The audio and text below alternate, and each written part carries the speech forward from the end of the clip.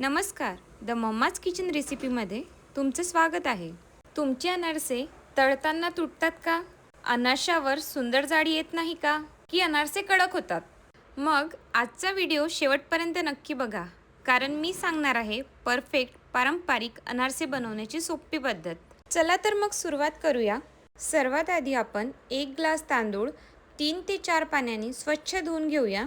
आता हे तांदूळ आपल्याला पूर्ण 1 दिवस पाण्यामध्ये भिजत ठेवायचे आहेत. दुसऱ्या दिवशी तांदळातील पाणी पूर्ण काढून टाका आणि तांदूळ एका स्वच्छ कापडावर पसरवून ठेवा.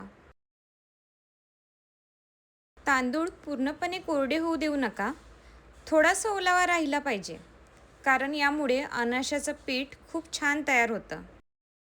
आता हे ओलसर तांदूळ मिक्सरमधून अगदी बारीक करून घ्या. अनारसे बनवताना ही स्टेप खूप महत्त्वाची आहे. पीठ जर जाडसर राहिलं तर अनारसे छान होत नाहीत. त्यामुळे पीठ अगदी बारीक झालंय का ते नक्की तपासा. आत्ता आपण पाऊण ग्लास साखर घेतली आहे. साखरही मिक्सरमध्ये अगदी बारीक करून घ्या.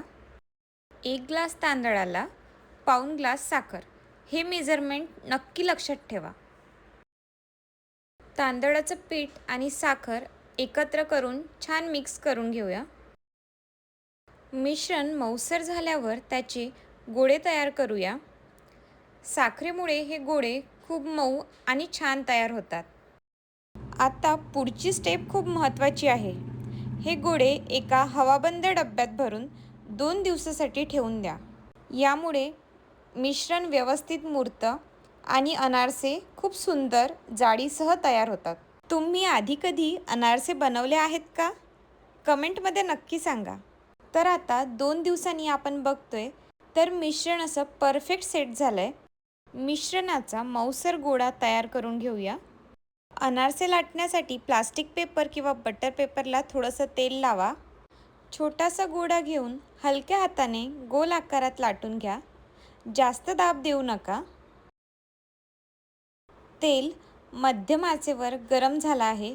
हळूच एक अनारसा तेलात सोडूया. बघा, अनारशावर किती सुंदर जाडी आली आहे. हीच तर खरी अनारशाची ओळख. अशा प्रकारे सर्व अनारसे तयार करून घ्या. बघा, किती सुंदर, खुसखुशीत आणि तोंडात विरघळणारे अनारसे तयार झाले आहेत. चॅनलवर नवीन असाल तर द मम्माज किचन रेसिपीला सबस्क्राईब करा आणि बेल आयकॉन दाबायला विसरू नका. पुन्हा भेटूया एका नवीन रेसिपीसोबत. तोपर्यंत हॅपी कुकिंग.